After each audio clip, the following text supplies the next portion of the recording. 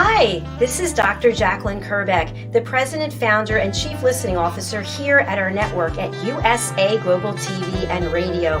Thank you so much for your loyalty. Thank you so much to all of our guests, to our team members, to our sponsors, and to all of our elevated listeners. Here at USA Global TV and Radio, we provide world-class education, entertainment, hope, and inspiration. We celebrate all of our team members, all of our guests, and all of our sponsors from around the world who come and lead their lives with their hearts to help other people walk into their greatness. If you'd like to be a guest on any of our shows, please go over to our website, usaglobaltv.com, and book your session. Please contact us at info@usaglobaltv.com and subscribe to our channel.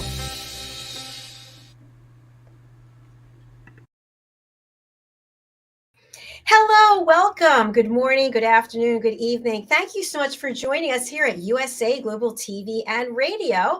I'm Dr. JACALYN KERBECK, and our show today is The Corner Bookstore. Our topic is debuting as a book author at age 40 with Casey Griffin. So we're super excited to have Casey here with us. Before we bring Casey out, let's welcome the star of our show. It's DIANN FLOYD. Let's see what she's been up to. Hi, DIANN. Hi, how are you today? I'm doing well, thanks. How are you doing? Good, just been busy writing. You know what's funny, DIANN, as you see behind us, we have some of your books here on the bookshelves, and we're going to have to get bigger bookshelves to put all of your work on there. You're so sweet, and yours too.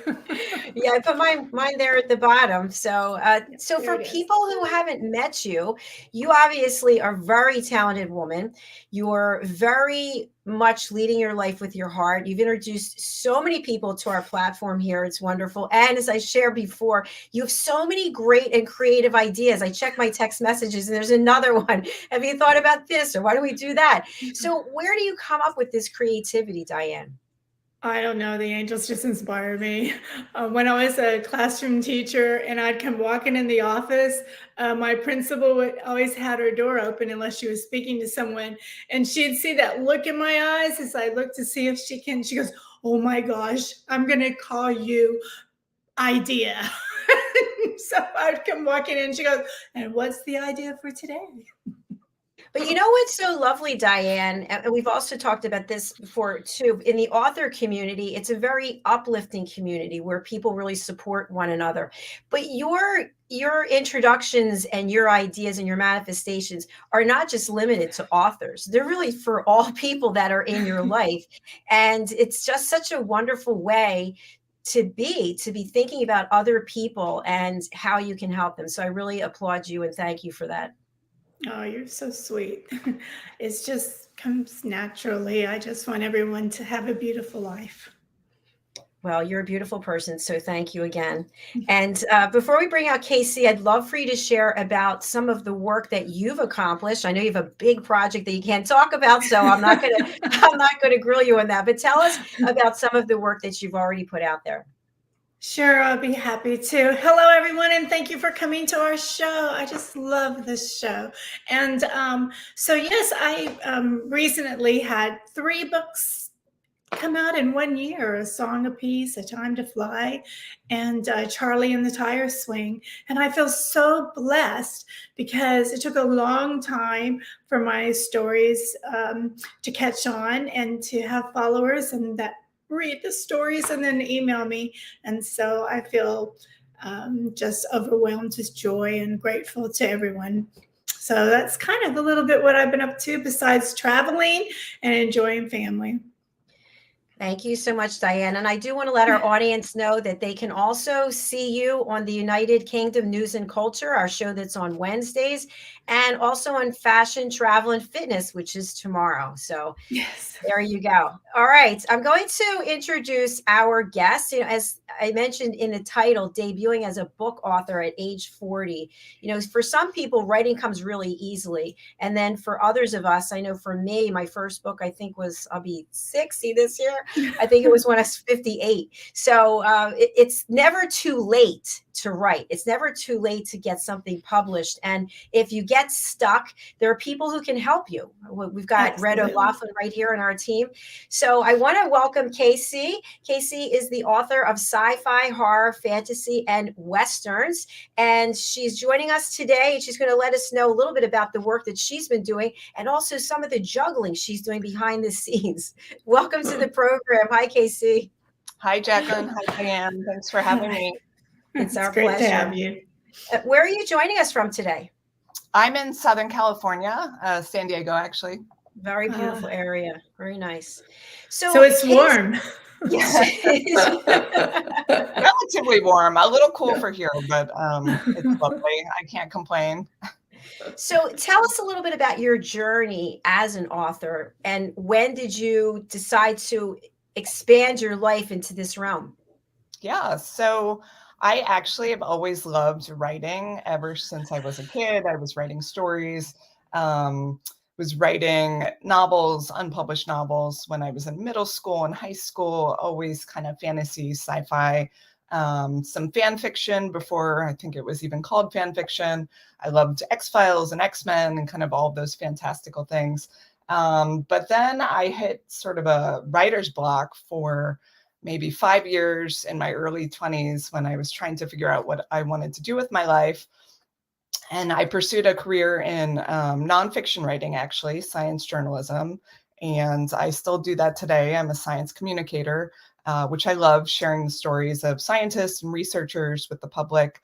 But it wasn't until I became settled kind of in my adult life and my relationship and my profession where I had the space and peace to come back to creative writing.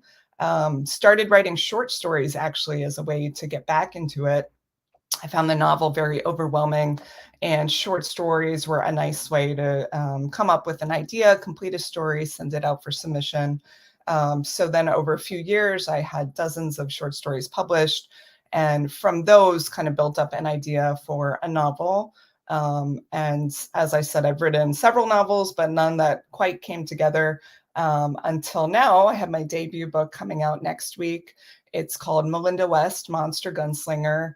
And it's kind of a genre mashup of kind of Bonnie and Clyde characters set in an Old West with monsters. So kind of fun escapism. Yeah, so it's very exciting.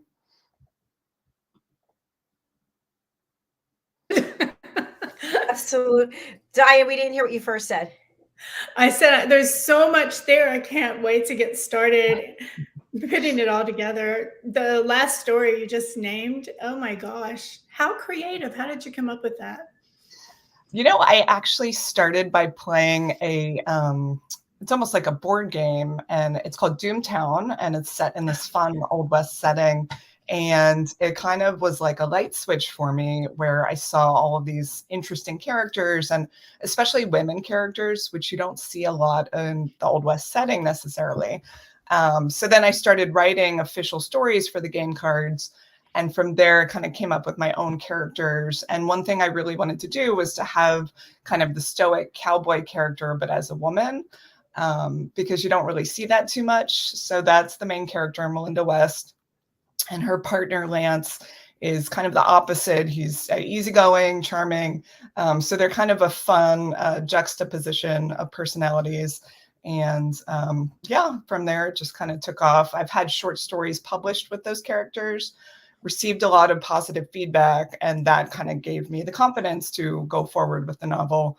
And I'm actually writing the second, planning the third. So hopefully it will continue on. Congratulations. That's exciting. Congratulations, Casey. That's wonderful. For people out there who haven't written anything yet, but they're thinking about it, what is the main difference, aside from the length, between short stories and novels in terms of your commitment to it, what you have to put into it? So I love short stories, and I really recommend writers try them out if they haven't. It's a very different skill set. You're still writing a complete story, but in this much limited space. So it might be 1,000 words, 2,000, 5,000 words, sometimes even 100 words. And I think the biggest thing people don't realize when they first start writing short stories is that you actually need some change in the character, just as you would a novel. A lot of people start off writing vignettes, so kind of moments in time, descriptions, but no kind of character change or obstacle. So that, I would say, is the first thing to focus on if you're trying to write short stories. But essentially, they still have the same story arc as a novel. In most cases, of course, there are exceptions, but generally speaking, that is the approach one would want to take. And, they can be very fun. You could have an idea that maybe you don't want to invest an entire novel in. Short story is a perfect format for it. They obviously take less time to write and edit. So especially for people who are very busy, new parents, working parents like myself, short story is a really nice way to tackle it on the weekend, get it done, feel like you've made some progress in writing. Thank you so much for sharing that with our audience. Appreciate it. Diann, do you have any experience in short stories? I sure do. And I agree with you completely. Short stories give you that relaxation that you've completed something. But also, I loved how you shared how it was your segue to get the space and peace and the confidence to go on and write a novel. That was really nice of you to share, because I think, people listening will relate to that. Mm-hmm. Another thing I think that is very beneficial to short story writing is you get a chance to connect with other writers, especially as you kind of submit, you get used to rejections. Eventually you will get the acceptances, maybe in an anthology or a magazine, and then you connect with those writers, you connect with those editors. So it also helps build up a really great network for when you do have that novel come out, which is what happened to me. By the time this novel was accepted and is coming out, I know so many great writers and people in the writing community, thanks to that short story work, that it's been very helpful.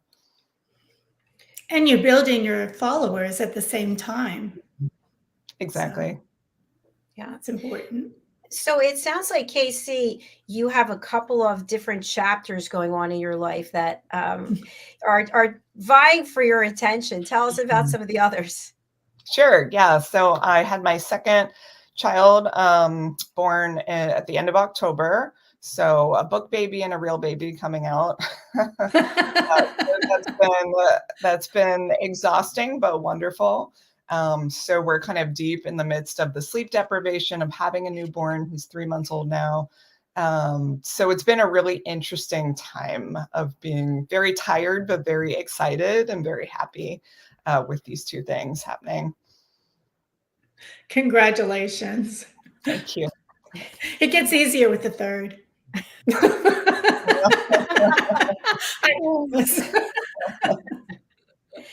Sleep deprivation can bring on some wonderful inspiration. Oh, yes. A lot of creativity. It's the first time actually sleep deprivation helped me come up with story ideas.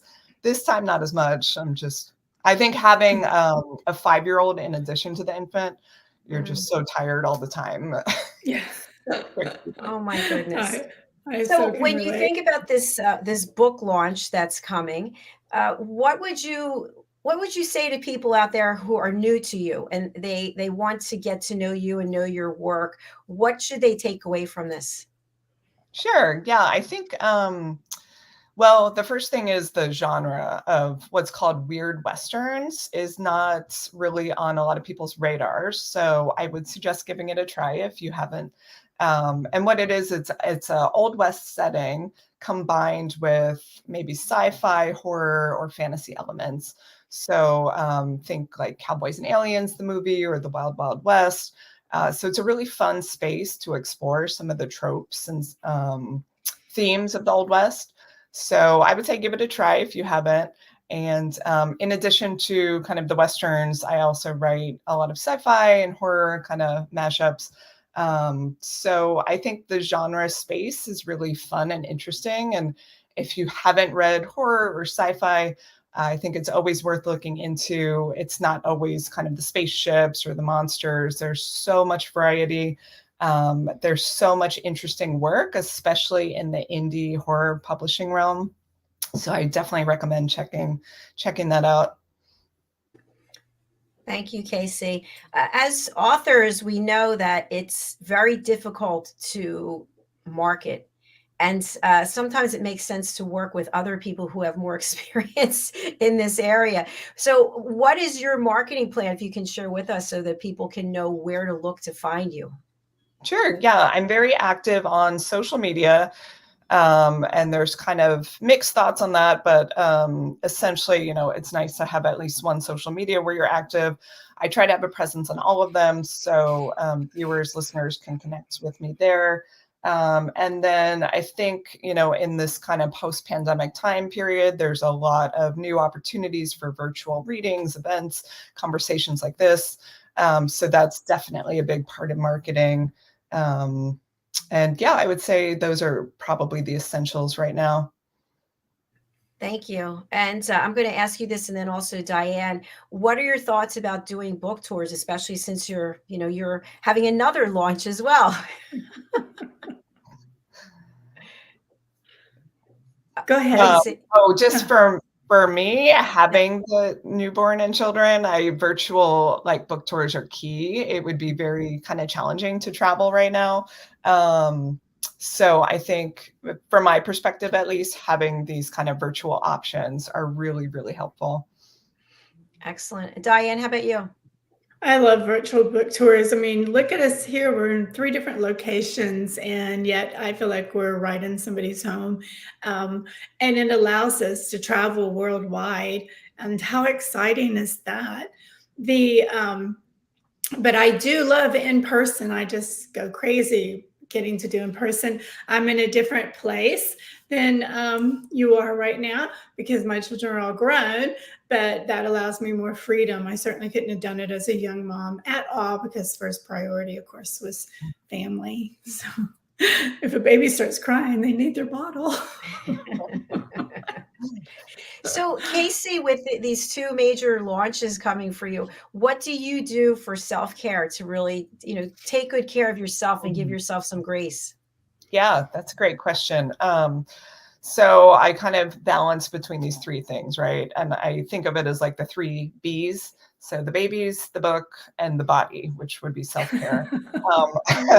And yeah, so I try to balance that that triad. And I think in terms of body and self-care, that's trying to get the sleep, trying to get some exercise, trying to eat, all of those things that are really hard to do. And I don't know if I'm doing them all well, but at least it's in my mind to try to take a break when I get a chance, go for a walk, do all of those things that kind of help with self-care.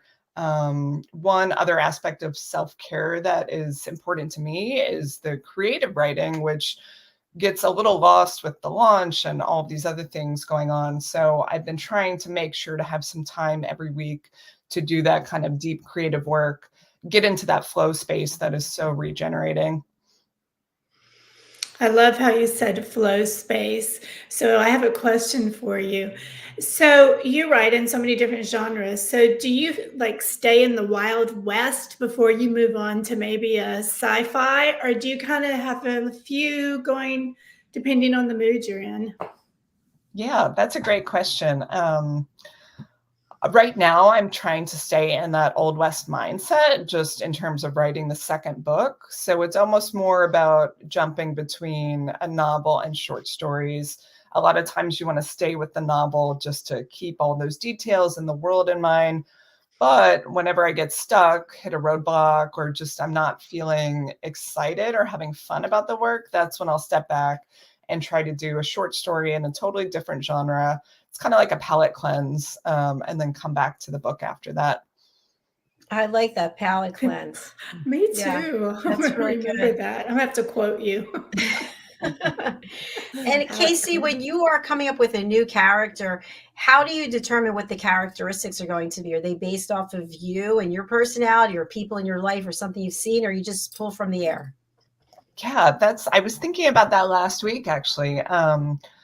So I will maybe start with the mannerisms of someone I know, just to make sure to have variety in the characters, right? Otherwise, it's easy to kind of default to the same sort of character. And I'll take notes too when I see somebody maybe doing something odd in public or with an interesting mannerism. So I'll try to kind of have these more, I guess, superficial characteristics characteristics, and then from there kind of let the character build. I don't really base characters on real people as much. I think it's more like bits and pieces kind of combined. How about you guys? How do you develop your character? Dr. JACALYN, share about your characters. I love them. Well, I have, I'm looking at them because right here, I have 2 books so far for children, and all the animal characters in the book, actually on the cover here, the one I can't see how to get it, or wherever it is. They're all people who have taken my course, The Power of Listening. So they're all real people. And I asked them, describe your animal. Diane's one of the animals. She's Zell the gazelle. So that's how those work. And then the other 2 books, Adversity to Awesome, I interview people from around the world who had overcome adversity. And so they're real true life stories. And then the other one is Behind the Green Screen. And that's my story of how I left corporate. So that was based on me. So that wasn't that hard. How about Diane? Because you have so many different types of books, Diane.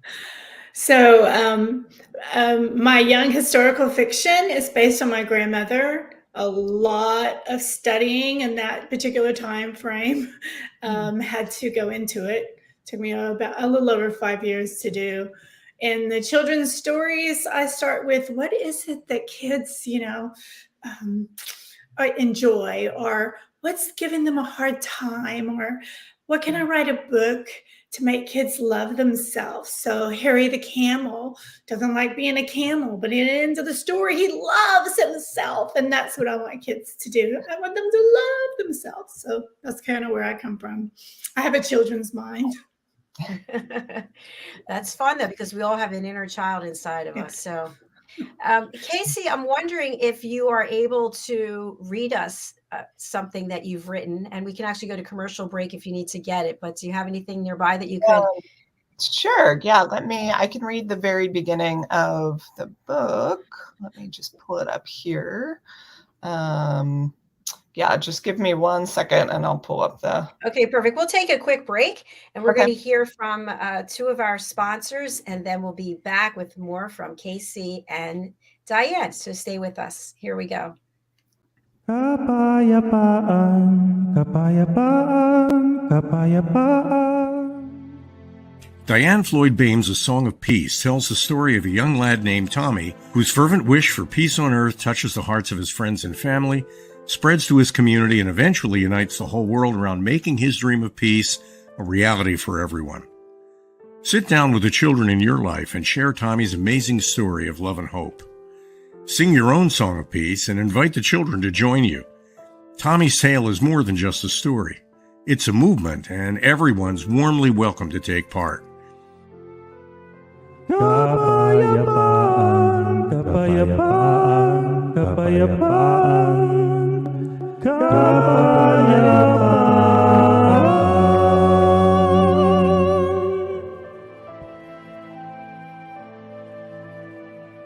You'll find A Song of Peace, along with many other wonderful learning and enriching opportunities for children of all ages, at DiannFloydBOEHM.com.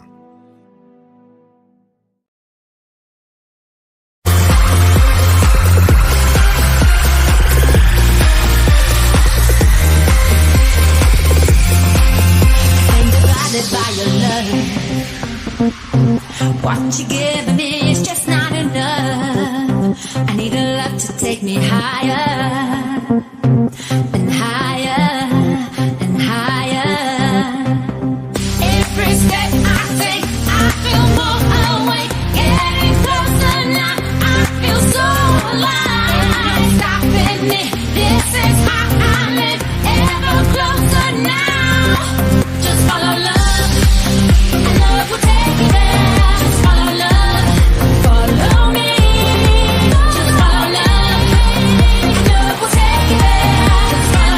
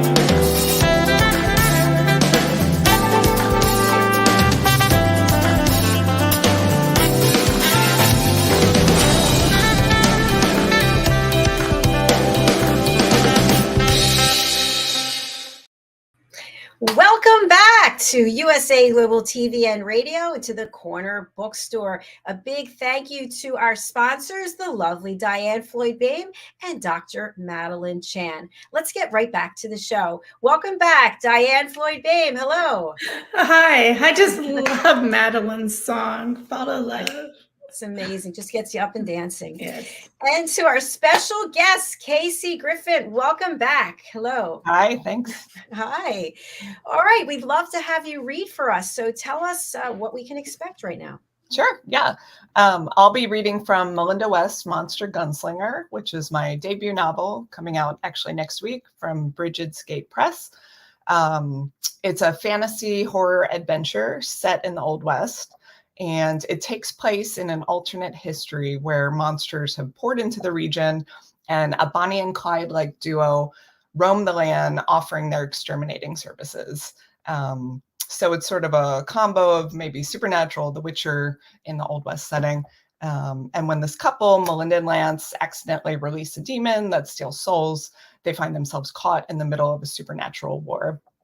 So I'll just read the first 2 pages so you guys can have a sense of it. Chapter 1. Melinda never missed, not in her 29 years on this earth. But then again, she never dealt with giant flying scorpions before.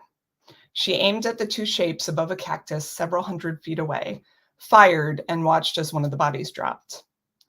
Aside from being bigger than any insect on this earth ought to be, the scorpion's 6 back legs were webbed, giving them the oh-so-handy ability to become airborne.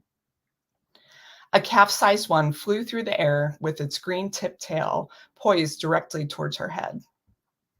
She slid behind a toppled boulder, dust whipping up and stinging her eyes as the scorpion soared past, pincers outstretched. Its back legs brushed the tip of her wide-brimmed hat, caught a draft, and swept back toward her like a giant leaf in the wind. 4 sets of white eyes alongside its orange head fixed on Melinda as it came back around. She sucked in a breath and fired her pistol again, praying the wind wouldn't shift. The bullet tore through the insect's shell, ripping open its soft insides. Its chitin shattered like it was made of fine china. Bright green goo splattered on the cacti and rocks around her. "These bugs ain't joking," Lance huffed as he crouched down next to Melinda, his brown hat askew. The grooves along his mouth deepened as he rooted in his knapsack for a weapon, the blondish stubble on his chin dark with dust. Never seen this many air scorpions before in one place, except in pictures. Looks like their guts will sting something awful. Poisonous, no doubt, Melinda said. Aunt Beatrice sure would love a sample. Do we have bullets? Almost out, Lance said, and hoisted his rifle. Bombs, she asked. Just the one, Lance said, as they peered over the edge of the hill at the sharp drop leading to the mine. Hundreds of the orange and beige insects scuttled out of the mine entrance, agitated, it seemed, by Melinda and Lance's presence. The gash in the side of the hill was flanked by a steep rise in the earth around it, creating a bowl into which the scorpions poured. One of the creatures lifted its webbed legs to catch a gust of wind blowing towards them. Before it could take flight, Lance's shot rang out, exploding the bug into green goo. The rest of the scorpions in the pile chittered and clanked their pincers. Though they'd seen plenty of odd creatures in their line of work, the sound was one Melinda was sure would haunt her dreams. Wow. Oh my gosh, that was so good. I was freaking out and terrified. Diann, I think you're on mute. Sorry. You mute. We can't hear you. Sorry, I was so excited. I forgot to unmute. I was just saying I was on pins and needles because your adjectives, your descriptive words, amazing. Fabulous. And I was like, when you did the shot and then you said green goo, I was just like, oh my God. I could see your face backstage, Diann. I was like, yeah, it's really, really well written. You really drew me in. Thank you. Yeah, a lot of my monsters are based around insects because that's my own personal fear. So there's like ghost spiders and other things like that. I can't wait to hear more. So this is coming out next week, you said. What is the day? Right. It comes out next Thursday. And it's available for pre-order now, but the big day is next Thursday. So excited for that. Yes, I'm excited for that as well. Are you having some type of book launch party? Yeah, we're actually going to do a Facebook Live party. So if anyone's interested in attending, they can follow me on Facebook, Casey Griffin, and I will share the details there. It's going to be 6 p.m.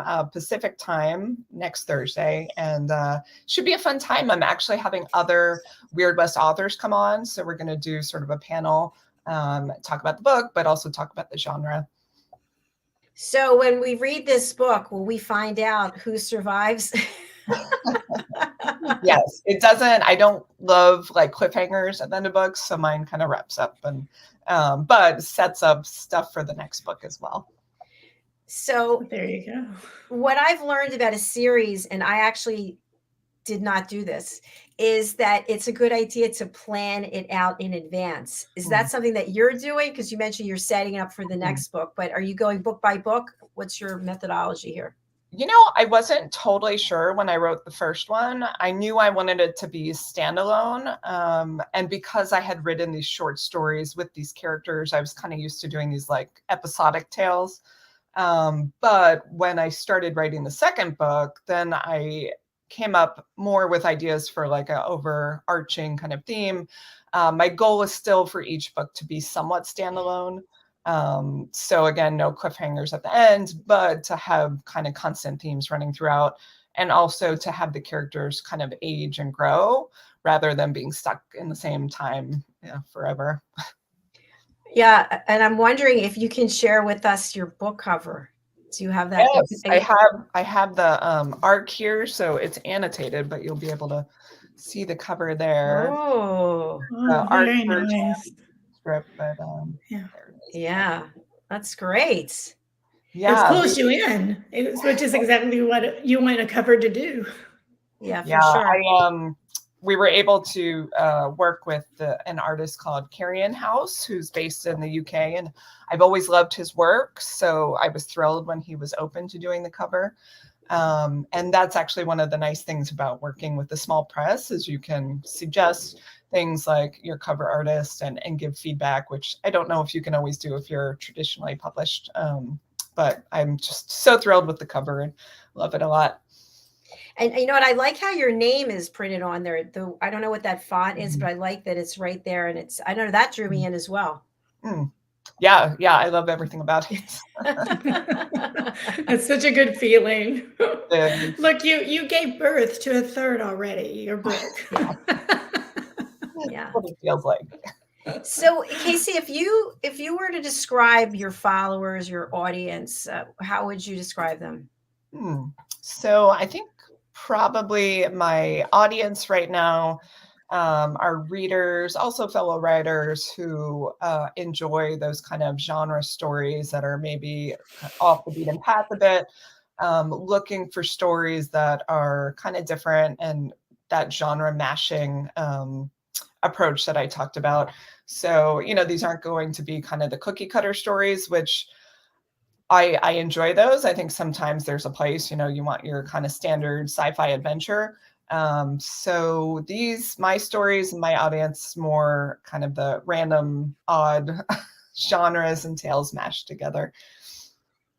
Yeah, that's wonderful. I'm so happy for the work that you're doing. And again, I really want to read that. I would like to have you read us more, but I know we'll have to come back. But before we close, I would love for you just to give a soundbite about your workshops. I'm very curious. Yes. Sure. Yeah. So I have done a short story workshop for conferences, and actually I just did a podcast on the short story workshop. And essentially in it, I talk about tips for starting with the short story. It's geared towards writers who maybe have written novels, maybe haven't written anything, but want to try the short story approach. I talk about the pros and cons.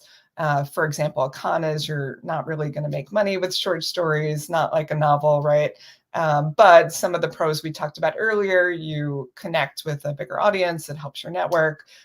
It's a great writing exercise, and a lot of other pros. So I talk about those, talk about the cons, and then actually do some exercises to help generate a short story right there. and talk about the importance of structure. And I will say, just as one tip, the biggest thing about a short story, that opening needs to be a hook. It needs to be very catchy, more so than a novel.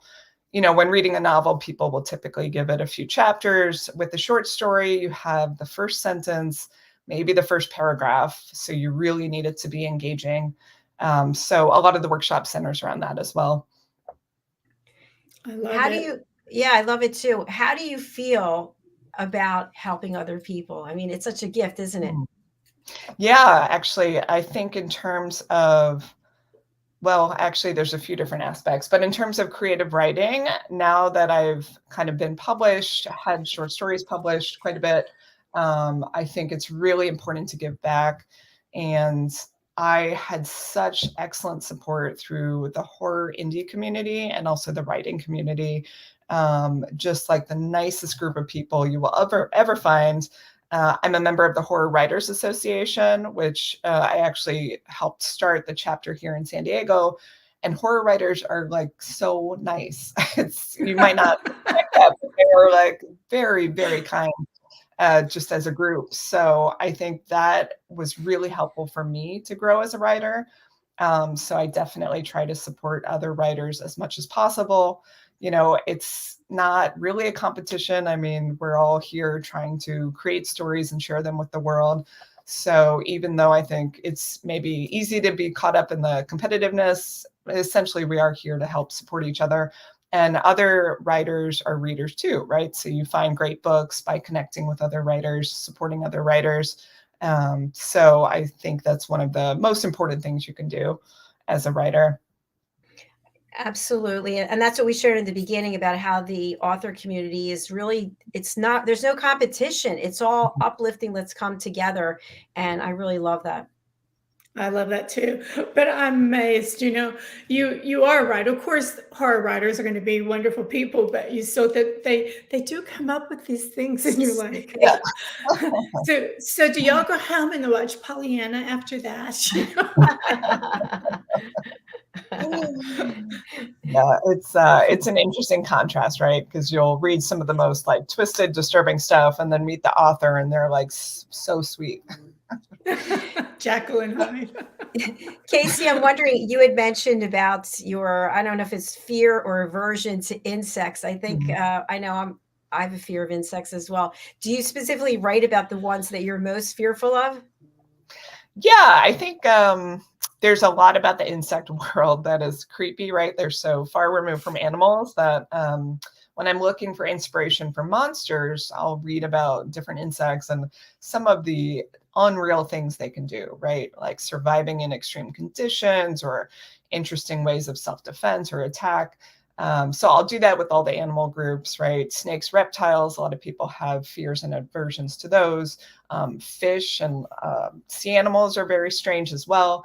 So I just love reading about the different animals that you might not have heard of and kind of mixing and mashing some of those for the monsters I create. Very clever. Yeah, that is very clever. Well, congratulations again, Casey, and we wish you every possible success. And I hope that you'll come back and see us on this show, or we've got 27 shows this week. So there's lots of different varieties and different topics to come back on. Thank you so much. It's been a lot of fun. And nice Thank to you. chat with you both. And yes, good luck next week. Thank you. Good luck. All right, we'll see you again. Okay. Thank you. Bye-bye. Sounds like she's going to have a great Facebook Live too. So I hope Yes. everyone goes and watches her. It's, as you know, Diane, it's so important to get out there. You have to get out there over and over and over again. And I think what people don't realize about being an author is when you're really passionate about what you do, it takes a lot of time and a lot of energy, not to mention the financial commitment and investment. But that reward of having that book in your hands is like nothing else. Yeah, absolutely. And I call marketing the beast. That's my go-to word, the beast marketing, everybody. But the reward is phenomenal when you receive a letter or an email, I should say, I just dated myself, from a parent, oh, my kid is so happy with your story. He really wants to meet a moonling, you're just like, oh my gosh, or they attach an image of a picture they drew of Harry. I'm just like, my heart be still. Oh, But this was a great guest we had today. Casey was amazing. Absolutely. And let's thank Mickey Mickelson for the introduction. So thank you so much. He's great. He is. I just spoke to him over the weekend, I think it was. So he's been a great fan of the platform as well. So, and thank you for the introduction to Mickey from Diann. Once again, Diann, all roads lead back to Diann. Diann, let's spotlight you. And I know you can't talk about this special project, but tell us about one or two of your other works and why people should purchase. Sure. Well, first of all, I'll re-announce the big news, which is Nord's Triad Publications picked me up. So I'm very, very excited to be a part of that family. So be watching for all kinds of news to come out regarding that.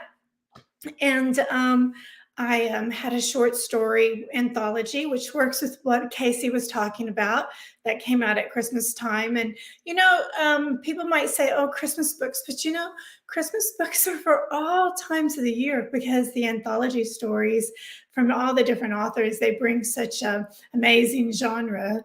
So when you're just in the mood to just know that you're going to read something that could be a mystery and exciting, but has a Christmas theme to it, it's pretty cool. So that's a little bit of what I've been up to. I'm still reading Christmas stories. Diann, before we close out, I'm going to play another sponsorship from you so that people have an opportunity to see some of your additional work, okay? Thank you so much, Dr. JACALYN. You're welcome. Let's take a look. Hello, boys and girls, and welcome to Story Garden. Your host, Diann BOEHM. I'm so happy to have you here today. Diann Floyd BOEHM tells wonderful stories that warm the heart, spark the imagination, and unite people and families across generations. For children, Diann's Harry the Camel connects with all of us who've ever wondered how different our lives might have been if only we'd been born something better, like a wonderful horse instead of an ordinary camel. In the end, we all learn along with Harry that there's nothing better than just being yourself. Diann's Little Girl in the Moon looks down on earthbound children and wonders if they know she's just like them. A story of love, home, and the bond between mother and daughter, its powerful theme that we're each of us different yet all of us the same plants a seed in children that promises to blossom within a loving and trusting grown-up.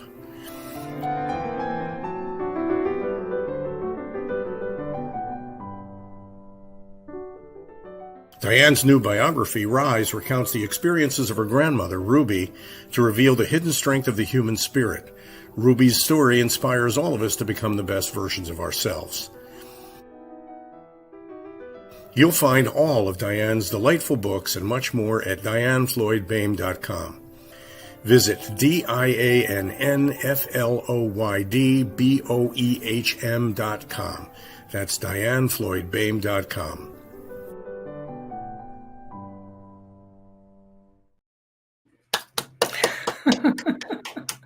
Fantastic. Thank you. Thank you so much for your support, Diann. You're welcome. And more to come. Fantastic. Well, I really appreciate that. We love when people get involved with our platform. You're always bringing new people, so I really appreciate it. We want people to have the opportunity to share their voice wherever they are in the world. So I thought before we close out, I would just share some news about a new show that I'm kind of hoping someone here will be joining me on. It's called Once Upon a Time, The Good Book Guide for Kids. This is a show all about everything and anything for children. So we're looking to feature authors, educators, toy manufacturers, even clothing, anything that has to do with kids. We are opening that up